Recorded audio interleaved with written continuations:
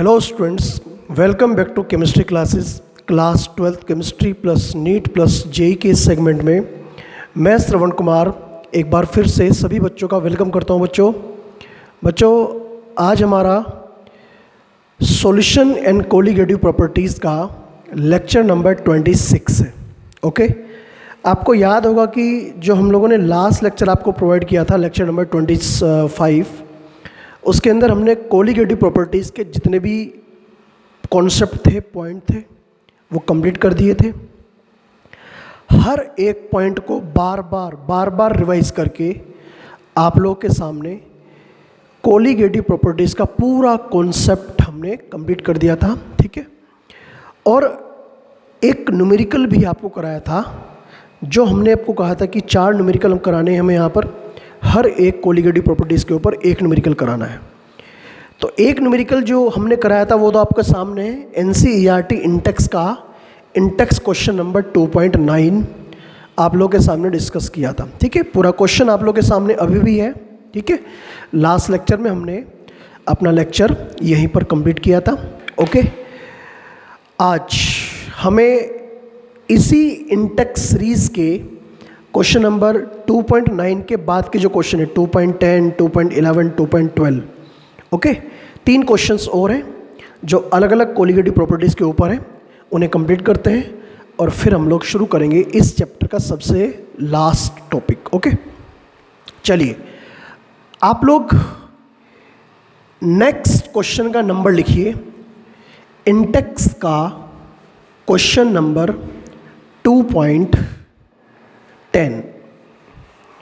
ठीक है, तो आपको बच्चों याद होना चाहिए, हम लोग यहाँ पर बात कर रहे हैं अभी सॉल्यूशन एंड कोलिगेटिव प्रॉपर्टीज़ की। चैप्टर नंबर 2 है क्लास 12th का, और यहाँ पर कोलिगेटिव प्रॉपर्टीज़ के ऊपर सॉल्यूशन वाला जो चैप्टर है उसमें इंटेक्स का क्वेश्चन नंबर 2.10 डिस्कस कर रहा हूँ बच्चों में। तो क्वेश्चन नंबर है 2.10। ठीक है, इस क्वेश्चन को भी आप लोग मार्क करिए, इम्पोर्टेंट। ये क्वेश्चन भी बहुत इम्पोर्टेंट है आपके बोर्ड एग्जाम के पॉइंट ऑफ व्यू से। ओके, चलिए क्वेश्चन में लिखा हुआ है, आप भी अपनी बुक ओपन कर लेंगे।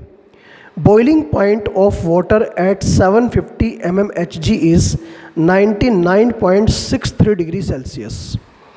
पानी का बॉइलिंग पॉइंट दे रखा है बच्चों, T0 B is equal to 99.63 degree Celsius. Okay, समझ गए होंगे आप लोग बात को। How much sucrose is to be added, कितना सुक्रोज हम लोग ऐड करें in 500 gram of water such that it boil at 100 degree Celsius.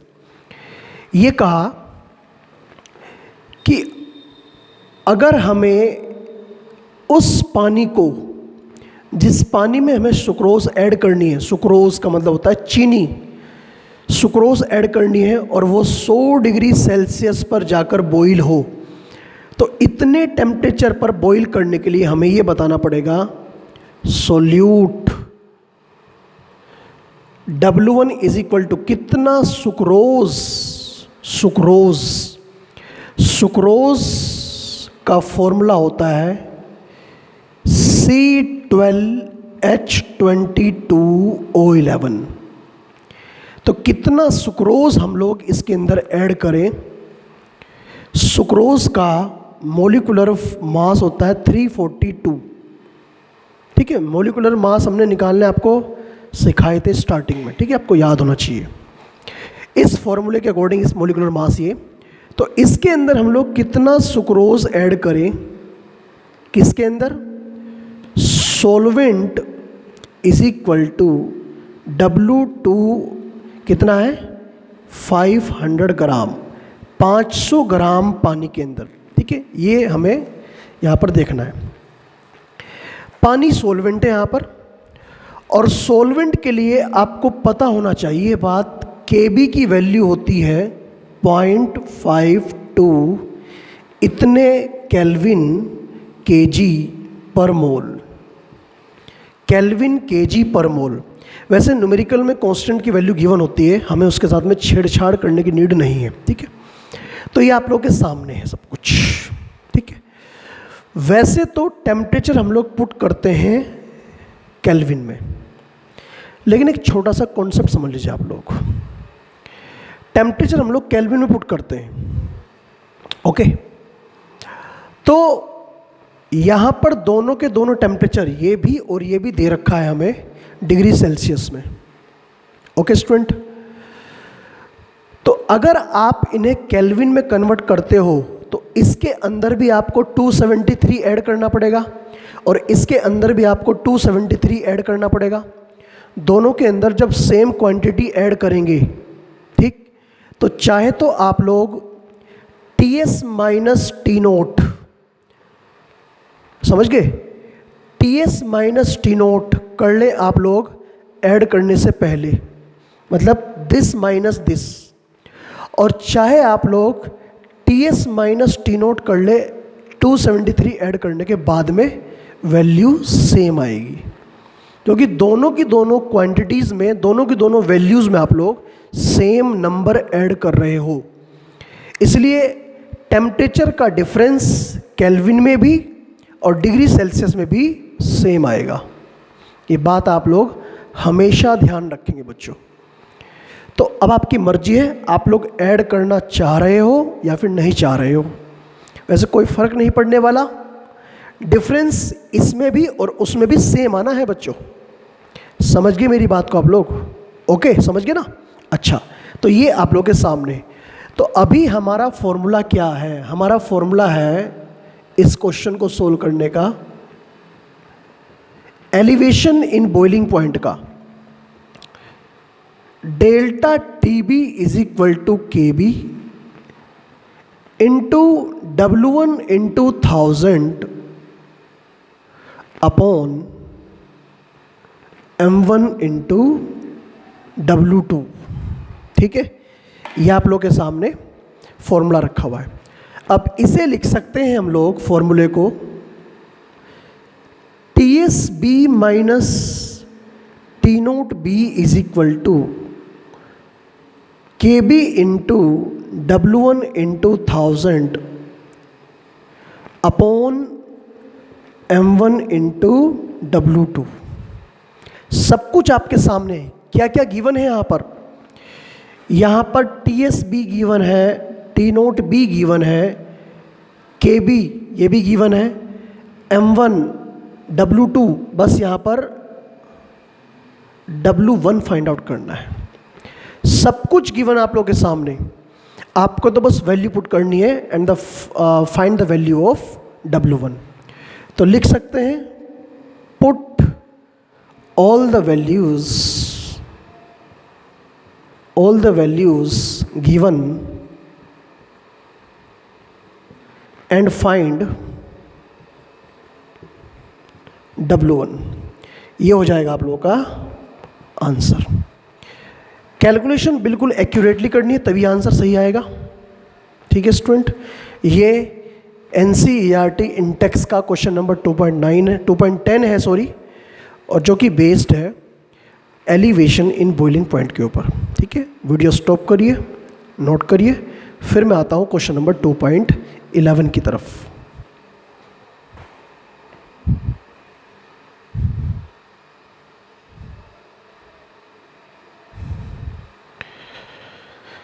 Okay student, तो चलिए हम लोग मूव करते हैं क्वेश्चन नंबर 2.11। और ये क्वेश्चन 2.11 जो है ना, ये बेस्ड है डिप्रेशन इन फ्रीजिंग पॉइंट के ऊपर।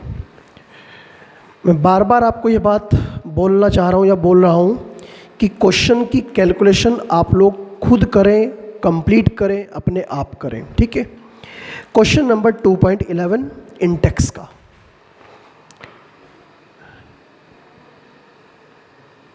ये क्वेश्चन भी इंपॉर्टेंट है। इंटेक्स के चारों क्वेश्चन इंपॉर्टेंट क्योंकि आए हुए हैं बोर्ड एग्जाम में प्रीवियस ईयर्स में। 2.11 लिखा है, calculate the mass of ascorbic acid ascorbic acid को हम लोग विटामिन सी बोलते हैं, ठीक है। हमें निकालना है मास of ascorbic acid. Ascorbic acid लिख लीजिए, क्या बोलते हैं, विटामिन सी बोलते हैं हम लोग इसे। इसका हमें फॉर्मूला गिवन है इस क्वेश्चन में, हमें निकालना उसका मास W1 निकालना है। मोलिकुलर मास हम लोग निकाल लेंगे इसके फॉर्मूले से। फॉर्मूला गिवन है C6H8O6, ये फॉर्मूला है। और फॉर्मूले से मोलिकुलर मास कैसे निकालते हैं सबको पता है ये बात, तो ये तो सॉल्यूट के रिगार्डिंग है। क्वेश्चन को आगे बढ़ रहा हूँ मैं लेकर। Calculate the mass of ascorbic acid vitamin C, formula C6H8O6 to be dissolve in 75 gram of acetic acid. इस एस्कॉर्बिक एसिड को सॉल्वेंट एसिटिक एसिड में W2 इज इक्वल टू 75 ग्राम में डिजोल्व कर दिया। एसिटिक एसिड का फॉर्मूला होता है CH3COOH, और वही मोलिकुलर मास, वैसे तो नीड नहीं है क्योंकि फ्रीजिंग पॉइंट वाला क्वेश्चन है तो मोलर मास की नीड नहीं है, फिर भी अगर नीड हो तो निकाल सकते हैं। वैसे 62 आएगा, ठीक है, वैसे हमें नीड नहीं है फिलहाल। ओके, तो 75 gram of acetic acid to lower its melting point. तो मेल्टिंग पॉइंट फ्रीजिंग पॉइंट मतलब एक ही बात है, melting point by 1.5 degree Celsius, कि इसका जो फ्रीजिंग पॉइंट है या मेल्टिंग पॉइंट है डेल्टा TF 1.5 डिग्री सेल्सियस से क्या कर दे, डिक्रीज कर दे, लोअर कर दे, ठीक है। ये हमें दे रखा है। साथ में हमें KF की वैल्यू भी दे रखी है इस क्वेश्चन में।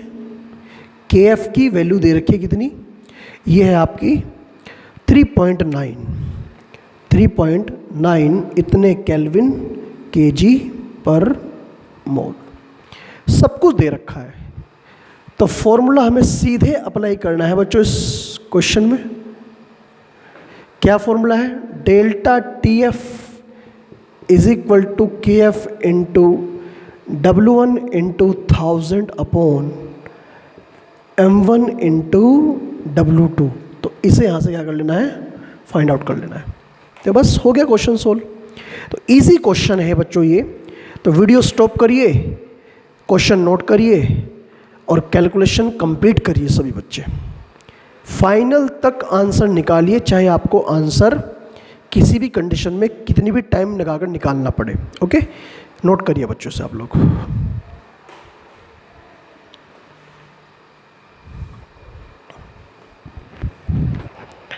ओके स्टूडेंट, तो चलिए हम लोग बच्चों लास्ट क्वेश्चन की तरफ मूव करते हैं।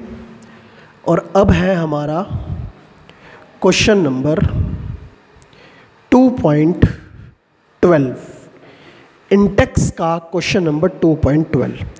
ये लास्ट क्वेश्चन है जो हमारी नॉर्मल कोलिगेटिव प्रॉपर्टीज चल रही है। क्वेश्चन नंबर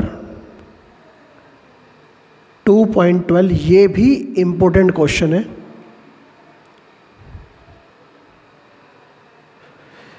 क्या लिखा है क्वेश्चन में, सभी स्टूडेंट अपनी अपनी NCERT की बुक में ध्यान से देखेंगे। लिखा है calculate the osmotic pressure in pascal. Pascal में फाइंड आउट करना है osmotic pressure. Calculate the osmotic pressure in pascal exerted by a solution prepared by dissolving 1 gram of polymer, जिसका मोलिकुलर मास दे रखा है 185,000 इन 450 ml of water at 37 degree Celsius. देखो क्या क्या given है। ऑस्मोटिक प्रेशर पाई तो हमें करना है फाइंड आउट। ओके, हमें यहां पर कहा कि W1 इज इक्वल टू 1 ग्राम कोई सोल्यूट है, कोई पॉलीमर है जिसका मोलिकुलर मास दे रखा है 185,000, ठीक है। और कितने पानी में डिसोल्व कर दिया, V इज इक्वल टू कितना, ये है आपका 450 ml। इसे आप लोग लीटर में कन्वर्ट करेंगे तो 450 अपॉन 1000 इतने लीटर। किस टेम्परेचर पर करना है ये काम? T is equal to 37 degree Celsius, मतलब 310 केल्विन का टेम्परेचर। ठीक है, अभी जो आपका ये वैल्यू निकलेगी प्रेशर की, ये आएगी एटमॉस्फेयर में, और एटमॉस्फेयर को हम लोग पास्कल में इजीली कन्वर्ट कर सकते हैं, हमारे पास कन्वर्जन फैक्टर्स है। आर की वैल्यू नहीं गिवन है, तो आर इज इक्वल टू 0.0825। ये सारी वैल्यू अगर हम लोग यहाँ पुट करें, जो हमें फॉर्मूला गिवन है, फॉर्मूला गिवन है, क्या फॉर्मूला है? Pi into V is equal to W1 upon M1 into R और इंटू टी। आई थिंक सभी वैल्यूज़ गिवन है। पाई फाइंड आउट करना है, V गिवन है, W1 गिवन है, M1 गिवन है, R गिवन है, T गिवन है। तो सबसे पहला काम तो ये हम लोग पाई फाइंड आउट कर ले इजीली। W1 कितना गिवन है? 1 ग्राम।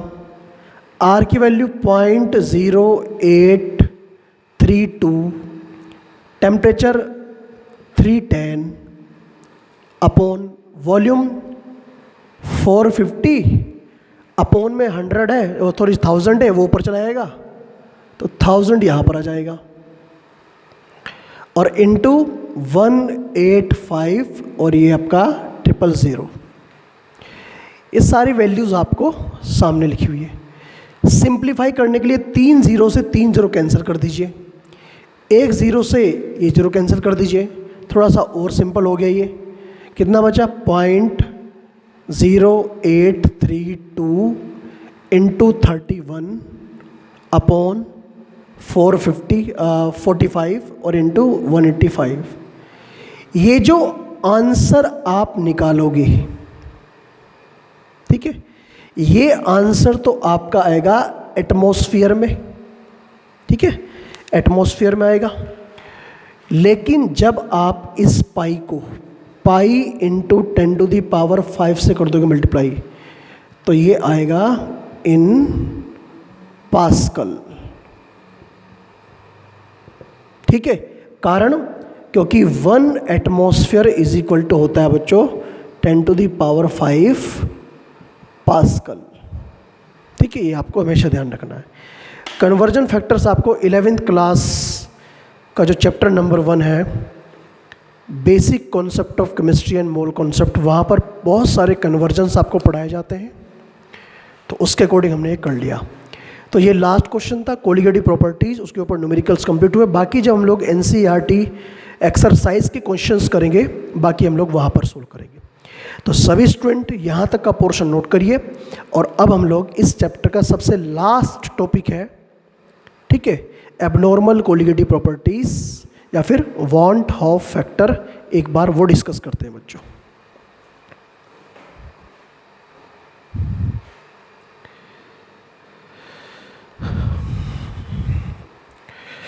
ओके स्टूडेंट, तो आप लोगों ने ये पूरा पोर्शन नोट कर लिया होगा स्टूडेंट।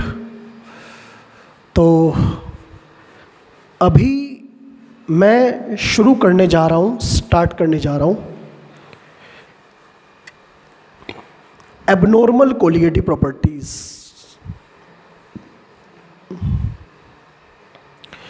टॉपिक का नाम है एबनॉर्मल कोलिगेटिव प्रॉपर्टीज। ये टॉपिक है क्या एक्चुअली, इसे समझना पड़ेगा।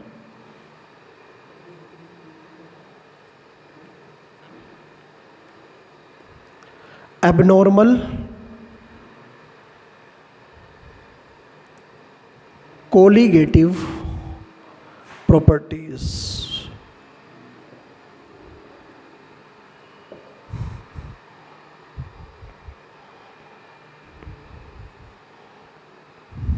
ठीक है, टॉपिक को मार्क कर लीजिए, very very very most important. और ये मान के चलिए कि हर फॉर्मेट के लिए इंपॉर्टेंट है। ये आप लोगों के जो बोर्ड के एग्ज़ाम्स होंगे उसके लिए भी इम्पोर्टेंट है, प्लस नीट के लिए भी इम्पोर्टेंट है और प्लस जेई के लिए भी इम्पोर्टेंट है। हर फॉर्मेट के लिए ये टॉपिक बहुत ज़्यादा इम्पोर्टेंट है। देखिए समझिए बात को, what is the meaning of abnormal colligative properties या फिर एबनॉर्मल मास, ये कॉन्सेप्ट है क्या एक्चुअली। देखिए आप लोगों को हमने कोलिगेटिव प्रॉपर्टीज़ के बारे में समझाया कि कोलिगेटिव प्रॉपर्टीज़ जो होती हैं वो नंबर ऑफ सोल्यूट पार्टिकल पर डिपेंड करती हैं। मतलब किसी सॉल्यूशन के अंदर सोल्यूट के कितने पार्टिकल्स हैं, इस बात पर कोलिगेटिव प्रॉपर्टी डिपेंड करती है। मतलब कहने का ये कि अगर सोल्यूट के पार्टिकल्स का नंबर इंक्रीज होगा या सोल्यूट के पार्टिकल्स का नंबर डिक्रीज होगा, किसी वजह से अगर ऐसा हो, कुछ ऐसा फिनोमिना ऑपरेट हो जाए सॉल्यूशन के अंदर कि जितने सोल्यूट पार्टिकल हमने ऐड किए थे तो उतने ना होकर पार्टिकल का नंबर या तो इंक्रीज हो रहा है या डिक्रीज हो रहा है, कुछ ऐसा हो रहा है उसके अंदर, तो इसका मतलब कोलिगेटिव प्रॉपर्टीज़ के ऊपर इस चीज़ का, इस फिनोमिना का असर पड़ेगा, इफ़ेक्ट पड़ेगा। इसीलिए कोलिगेटिव प्रॉपर्टीज़ एक नॉर्मल बिहेवियर शो ना करके एक एबनॉर्मल बिहेवियर शो करेगी, और उसी एबनॉर्मल बिहेवियर को हम लोग यहाँ पर पढ़ रहे हैं, किस नाम से, एबनॉर्मल कोलिगेटिव प्रॉपर्टीज़ के नाम से। तो वो ऐसा कौन सा फैक्टर है जो इस बात को एक्सप्लेन कर रहा है या इस बात का पता लगा रहा है कि ये एबनॉर्मेलिटी क्यों आ रही है, ऐसा क्यों हो रहा है कि जो हम लोग नॉर्मली जो चीज़ हम लोग फाइंड आउट कर रहे हैं वो वैल्यू उससे ज़्यादा आ रही है, उससे एक्स्ट्रा आ रही है। ठीक है, तो एक दो पॉइंट पहले हम लोग यहाँ पर पढ़ लेते हैं। एबनॉर्मल, जो नॉर्मल फॉर्मूले हैं कोलिगेटिव प्रॉपर्टीज़ के, बस उसमें एक हल्का सा छोटा सा फैक्टर है जिसका नाम है वांट ऑफ फैक्टर, वो हमें उसके अंदर इंसर्ट करना है, बस वो एक्स्ट्रा फैक्टर है, और उस एक्स्ट्रा फैक्टर की वजह से ही एबनॉर्मल कोलिगेटिव प्रॉपर्टीज़ ऑब्जर्व होती है। ठीक है, पहला पॉइंट यही है कि we know that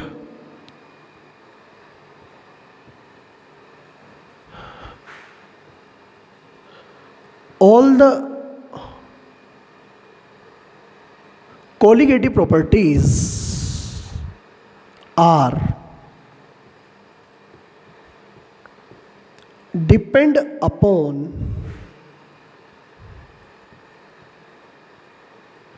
number of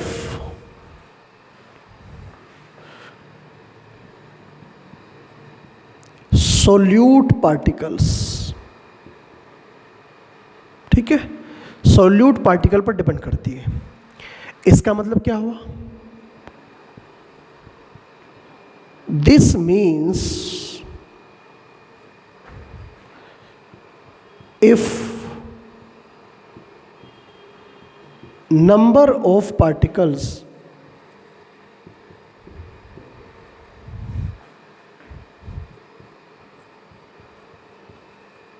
increase or decrease,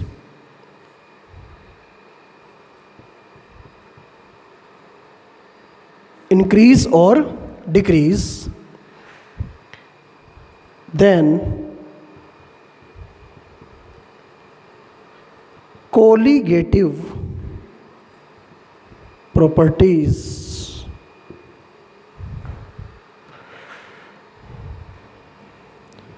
must be affected,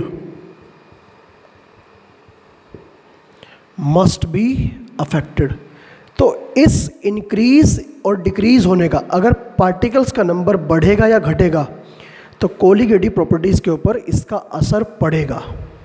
ठीक, अब पार्टिकल इंक्रीज और डिक्रीज कैसे होंगे, मेन बात ये है। तीसरा और बहुत ही इंपॉर्टेंट पॉइंट है, solute particles are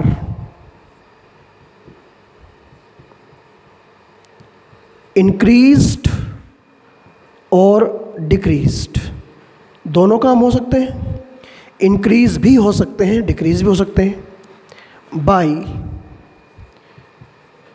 the phenomena of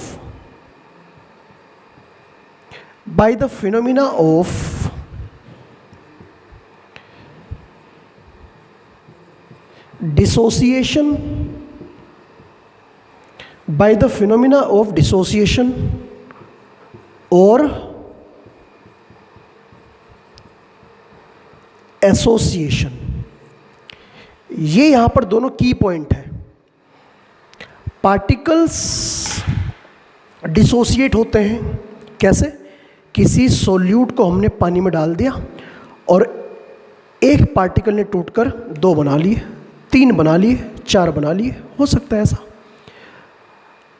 अब कोई ना कोई कॉन्सेप्ट आपके दिमाग में ज़रूर जनरेट हो रहा होगा कहीं ना कहीं।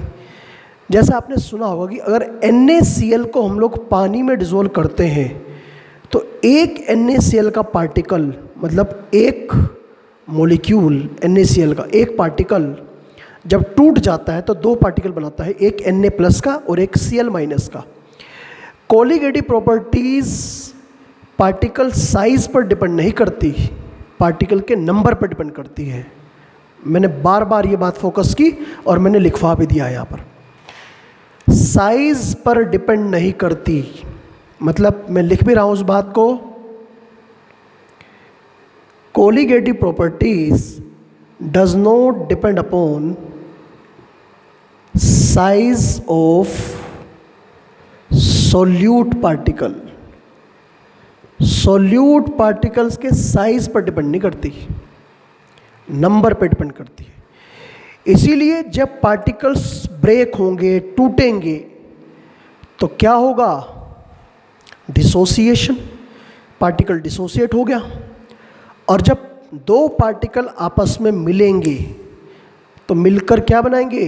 2 पार्टिकल मिले और मिलकर एक बना लिया, उसे बोलते हैं एसोसिएशन। तो ये फिनोमिना यहाँ पर ऑपरेट होगा। पहले आप लोग वीडियो स्टॉप करके इन तीनों के तीनों पॉइंट्स को नोट करिए, एक बार वीडियो को बार बार करके देखिए और जो मैंने आपको समझाया उसे समझने की कोशिश करिए।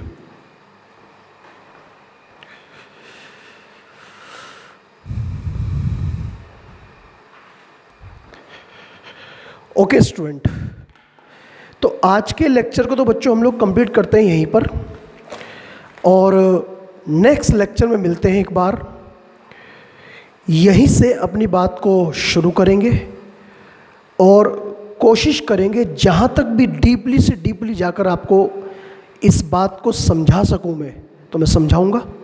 टॉपिक बहुत इम्पोर्टेंट है और स्टैंडर्ड लेवल का टॉपिक है, बस आप समझने वाले चाहिए। मैं इसे बहुत ही अच्छी तरह एक डीप पॉइंट तक जाकर आपको इसे समझाऊंगा और अच्छे अच्छे जो न्यूमेरिकल्स हैं, जो अलग अलग लेवल्स के बोर्ड में, नीट में, जेईई में जो क्वेश्चंस आ रखे हैं, वो मैं आप लोगों के सामने डिस्कस करूंगा स्टूडेंट।